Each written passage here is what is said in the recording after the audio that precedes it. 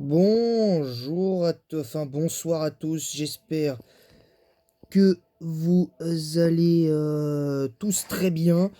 Je vous souhaite à tous un bon appétit pour ceux qui mangent. Bienvenue dans cette nouvelle vidéo concernant, on va attaquer tout de suite avec l'épreuve de type spectre et le sauvetage donc de mon glouton. On va donc se frotter à on va se frotter à ça évidemment. Alors vous vous en doutez, alors évidemment l'équipe avait en partie changé évidemment. Vous la connaissez. Tortank de Karchakrok, Cisaiox, Maganon, Sucrène et Fenard d'Alola. Alors évidemment, bon, le choix pourrait vous sembler discutable hein, dans l'espace commentaire. Vous auriez le droit, hein, honnêtement, vous auriez le droit. Bah évidemment, bah j'ai tous ces petits nouveaux là qui arrivent, mais ça va être compliqué de faire sincèrement une équipe, ça va être compliqué. Je cache pas que ça va être très très dur de faire je ne sais quoi.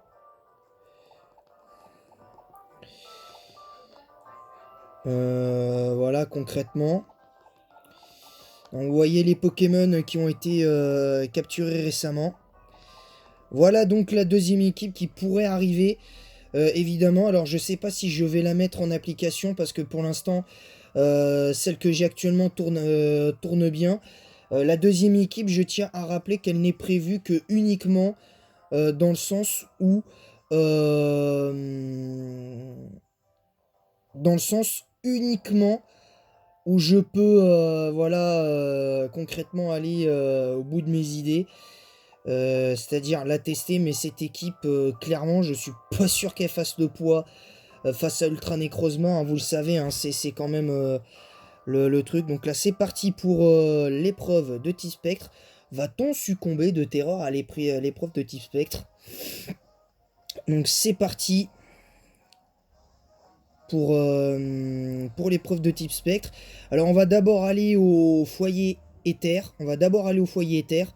Évidemment parce que c'est le point central, évidemment, c'est le foyer éther. Voilà, voilà. Alors, je voulais, là, le temps du truc, je voulais vous donner mon avis concernant Ultra Soleil, Ultra Lune et Soleil et Lune, hein, évidemment. Là où je trouve que Soleil et Lune a été plutôt malin, c'est de refaire affronter Elzamina une deuxième fois dans l'Ultra Brèche de Zéroïde. Mais comme là, elle est censée se trouver sûrement peut-être dans une brèche totalement inconnue, elle nous aurait aspiré et on se serait retrouvé avec elle dans le monde dans le monde de l'Ultra Chimère. Pourquoi pas celle de Vimini, ça aurait été intéressant de la voir dans le jeu. Euh, ou alors se retrouver dans l'Ultra Mégalopole avec Elzamina et affronter Elzamina pour affronter Ultra Necrozma et pour essayer de se frotter à Necrozma. Ben, seulement au final, notre combat a causé beaucoup de désordre et du coup ça réveille la colère enfin de Necrozma et qui va nous propulser hors qui va nous propulser hors de l'ultra mégalopole. Voilà, ils auraient pu faire un truc comme ça aurait été, je trouve que ça aurait pu être marrant. Personnellement, j'aurais trouvé ça plutôt marrant.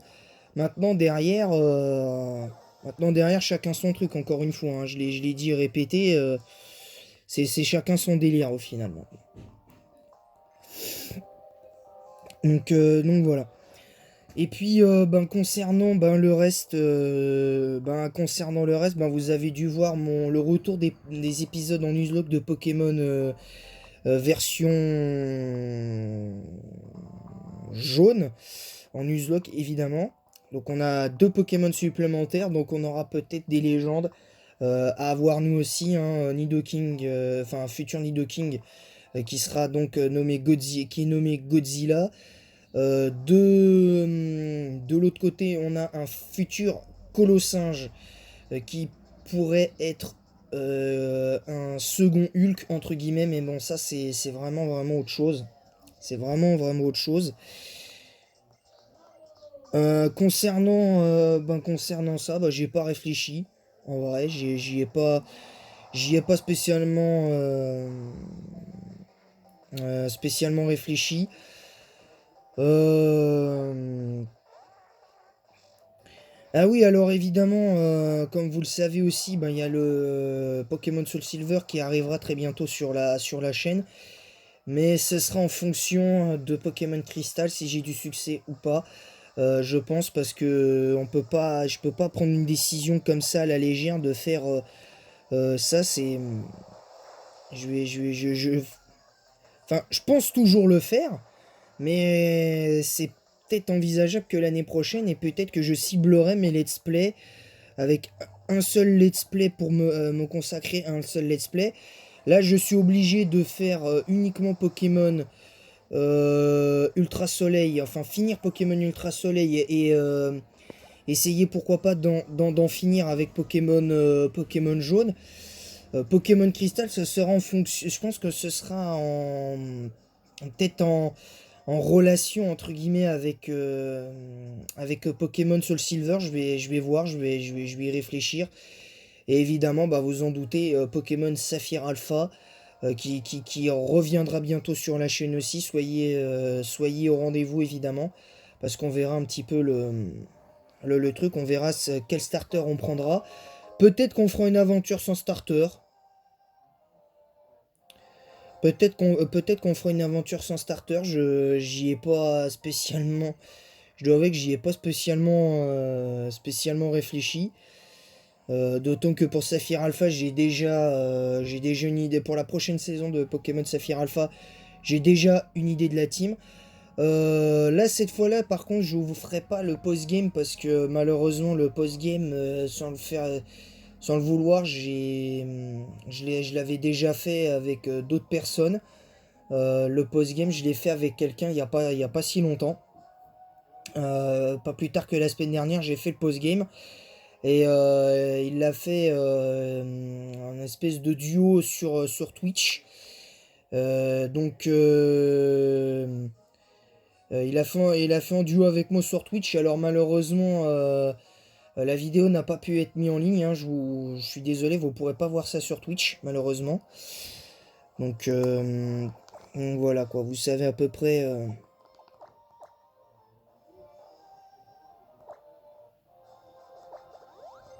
Enfin bon voilà quoi, vous avez compris mon truc.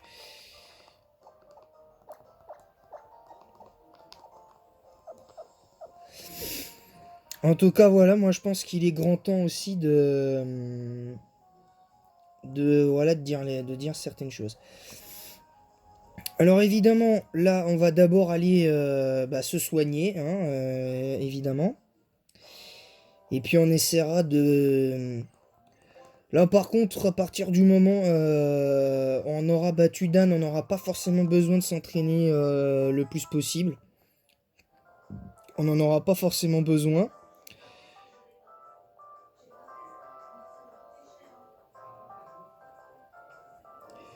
Donc voilà, voilà.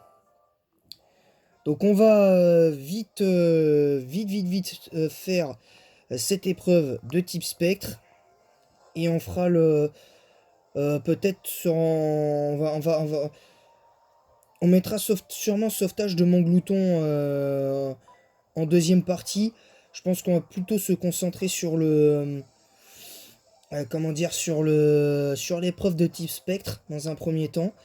Et en deuxième partie, je pense, ben, demain, ben, en deuxième partie demain, ben, je vous ferai ben, le sauvetage de mon glouton et le combat contre Dan. Évidemment, euh, je vais voir. Je vais voir. Après, ça dépendra de combien de temps je mettrai à mettre une raclée à Mimiki. Ça dépendra évidemment de combien de temps je mettrai une raclée à Mimiki. Hein, Mais bon, si à la vidéo, je peux faire le sauvetage de mon glouton, y a aucun souci là-dessus. On va... je pense qu'on va mettre... ouais, il y en a, ils vont dire, je prends un risque. Tu mets un type feu contre un type eau, mais là, c'est moi qui ai choisi. Là, il est niveau 34, je suis niveau 50. Je suis largement plus rapide que Léviator. Donc là, avec les niveaux, avec 16 niveaux d'écart, je suis largement plus rapide. Je lui fais un bon gros tonnerre et au revoir. Là, concrètement, voilà. J'avais déjà joué sur Pokémon Soleil et Lune une fois à Maganon, mais c'était vraiment il y a très très très longtemps. Donc j'espère que... Voilà, mais bon, j'avais joué un set, on m'avait conseillé un set de 4G de Maganon à faire, et puis bon, malheureusement, Maganon, sa première apparition 7G m'a beaucoup, m'a vraiment, vraiment énormément déçu. Donc là, après, on va se concentrer uniquement sur l'épreuve, et je raconterai évidemment des anecdotes sur l'épreuve.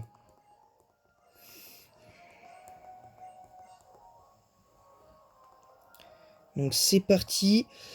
Voilà, en tout cas, j'ai fini ce que j'avais à dire avant cette épreuve de type spectre. On va commencer l'anecdote de cette épreuve spectre. La première fois que je l'avais fait, j'avais perdu l'épreuve spectre. La toute première fois, j'avais perdu, mais bon, en même temps, j'avais des niveaux... voilà, bon, j'utilisais souvent la multi-XP, j'avais tout le temps la multi-XP d'activer, donc c'était difficile de s'entraîner. J'avais des Pokémon qui étaient 45 voire 44 et pourtant j'ai perdu, mais faut dire je jouais vraiment entre guillemets comme un pied en stratégie parce que j'étais pas strat, j'avais plutôt une bonne team.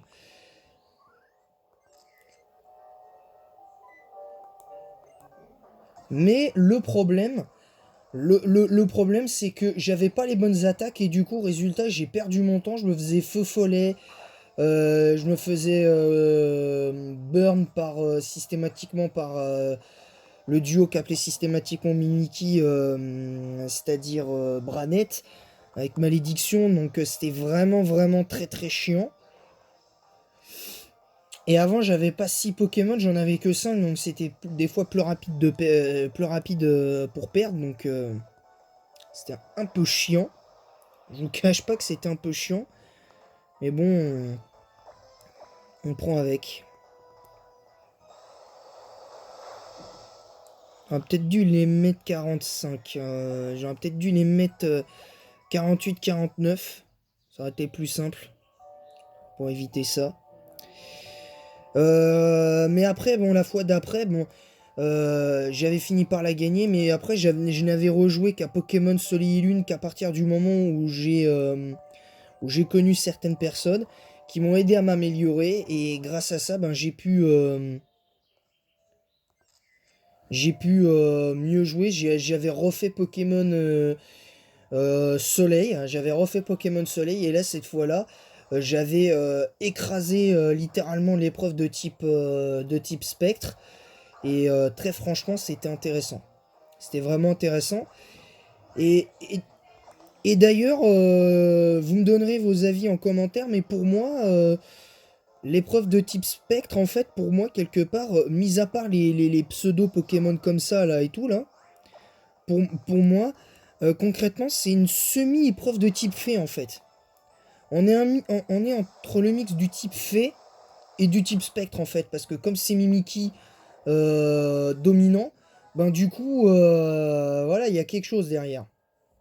Donc, voilà, moi j'ai une toute nouvelle équipe, mais qui est sur Pokémon Lune. Alors évidemment, il y aura un combat final ben, après avoir fait, entre guillemets, toutes les épreuves. Hein, l'épreuve dragon, enfin surtout sur Pokémon Lune, après l'épreuve dragon, après les événements d'Elzamina.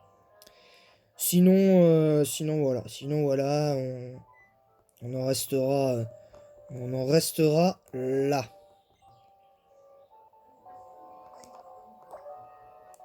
Alors du coup, j'ai pas mis mes objets à mes Pokémon.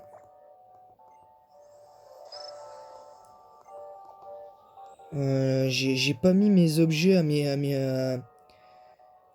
Pokés. Lui, on va lui mettre... Bah déjà, on va mettre la pyrosélite à...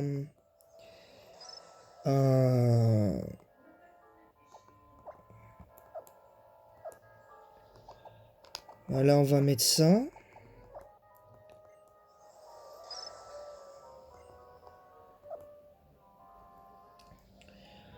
Voilà.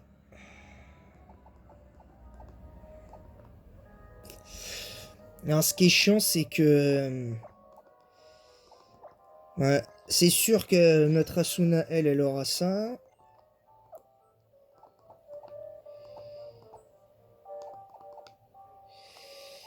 C'est un peu chiant là, parce que là, on n'a pas ce qu'il faut. On a mis la pierre foudre là-dedans pour rien.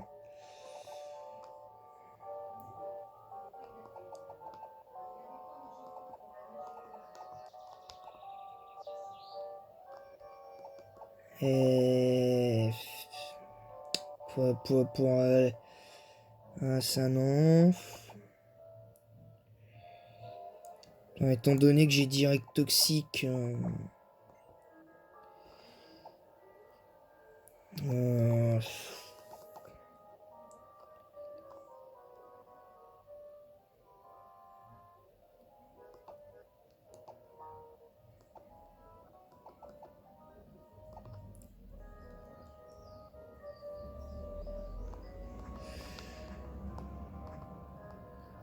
ça va être compliqué hein, de faire...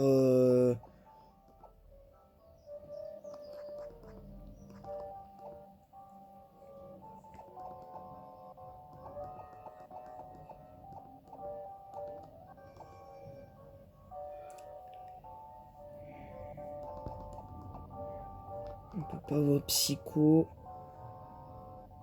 Parce que j'aurais pu mettre puissance cachée, mais bon, le problème, c'est que je vois pas ce que je pourrais remplacer. Donc, parce qu'en fait, moi, le set de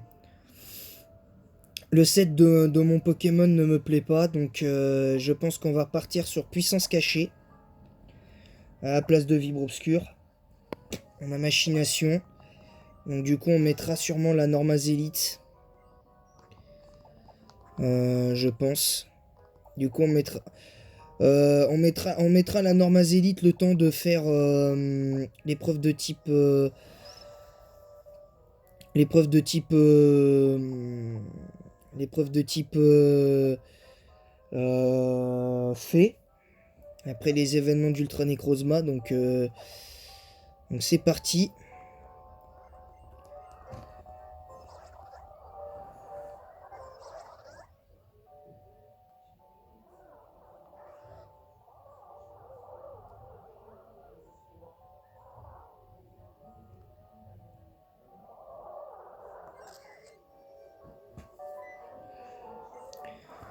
Donc voilà, donc là on fait la première partie avec donc l'épreuve de type spectre et on fera la deuxième partie demain avec mon glouton, avec le sauvetage de mon glouton et le combat contre Dan. Je pense que on verra, hein, on verra par la suite. Concrètement, la deuxième équipe, il n'y a pas vraiment de starter sur la deuxième équipe, donc ça c'est plutôt intéressant. Allez, ébullition. Aïe. Bon, ça va, le point on, bon, vu les niveaux d'écart qu'on a, bah, c'est pas étonnant. Mais bon, on devrait s'en sortir assez facilement face à... voilà, donc on passe niveau 52 avec Bullman.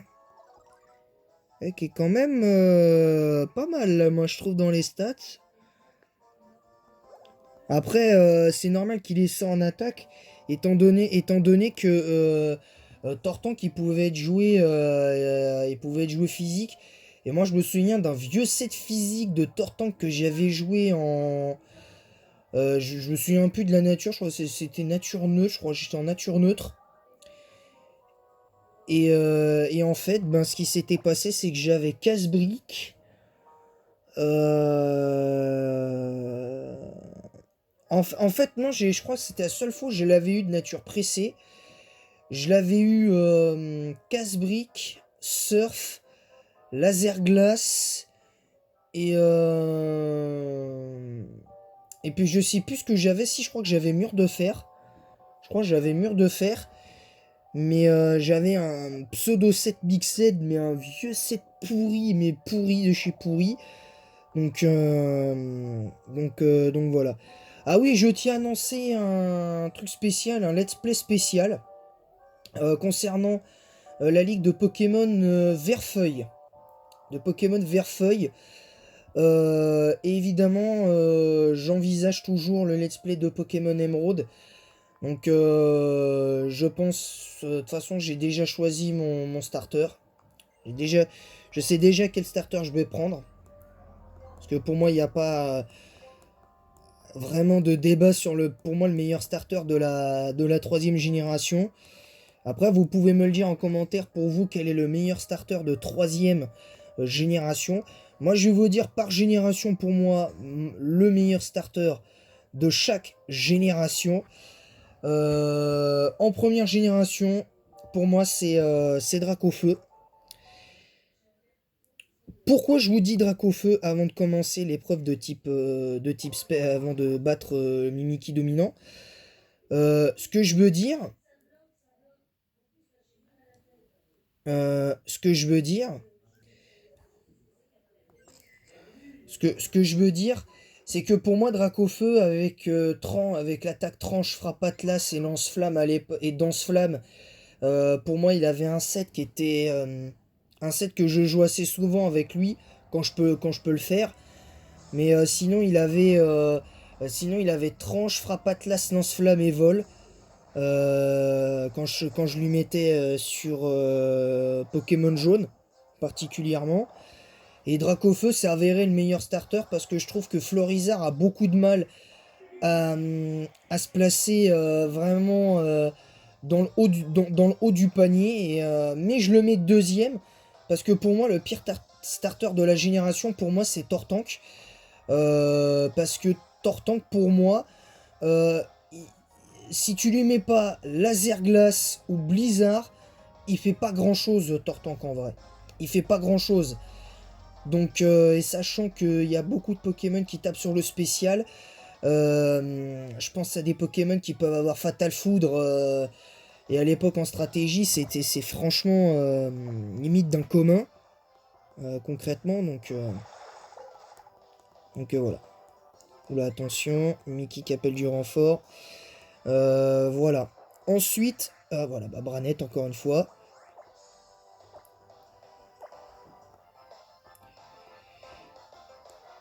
On-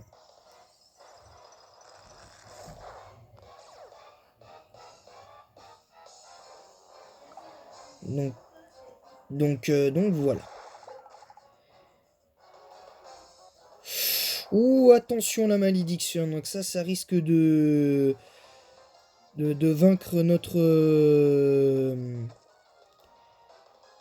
Ah ouais. Ouais, Bullman qui malheureusement ne tiendra pas le coup. Donc on va mettre Drago. Ensuite, en deuxième génération, pour moi, le meilleur starter sans trop de discussion, pour moi, c'est Alligator, parce que Alligator, il peut être joué sur le spécial comme sur le physique, contrairement à Typhlosion et tout. Ceci dit,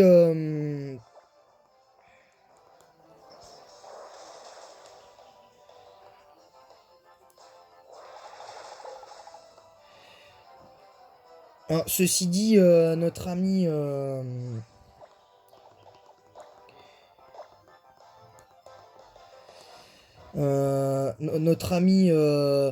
notre ami Meganium, pour moi, se démarque un petit peu, parce qu'avec ce que j'ai réussi à faire de lui récemment, sur un set défensif que j'ai obtenu, pareil, je voulais tester sur lui depuis un moment avec une nature plus défensive, avec puissance cachée et avec PC Feu et comment ça s'appelle Giga Drain.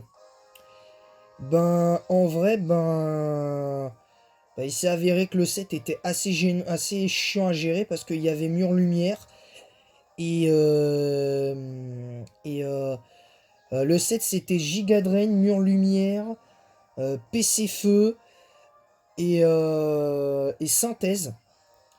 Donc c'était vachement chiant parce qu'une fois que tu avais placé ton mur de protection, t'étais tranquille.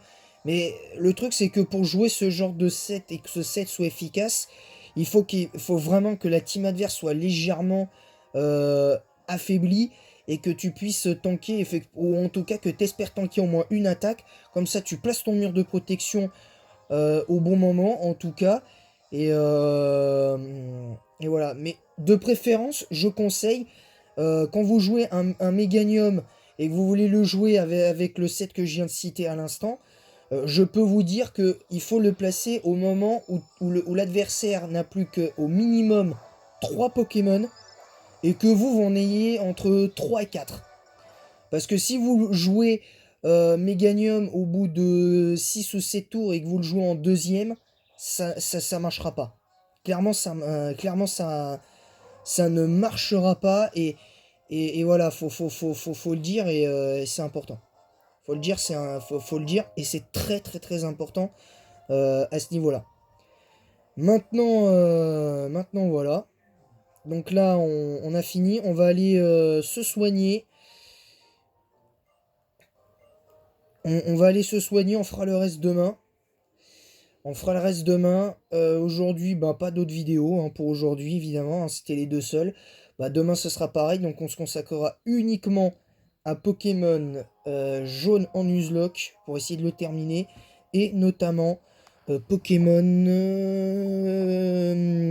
Ultra Soleil qu'on essaiera de finir enfin. Parce que ça fait... normalement, ça fait depuis un petit moment qu'on aurait dû finir Ultra Soleil.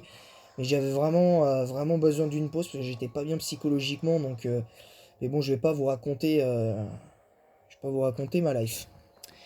Voilà, donc c'est parti. On va donc se soigner. Alors pour l'instant, la team tient bien. Alors peut-être que à partir du moment où on aura battu, on aura battu Ultra Necrozma, peut-être qu'on se servira de la team. Je sais pas. Parce qu'on a quand même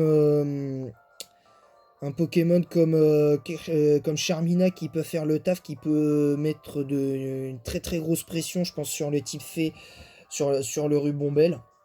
Surtout qu'on sera largement plus rapide que... sera pas forcément plus rapide.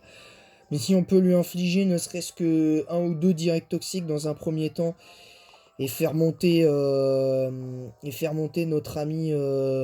notre ami les câbles, je pense qu'on peut être tranquille. Je pense que concrètement, on peut être tranquille. Voilà, voilà. Donc là, on va terminer sur le Motisma Gogo de Motisma Dex. Voilà, moi je vais continuer mon aventure de Pokémon Lune. Voilà.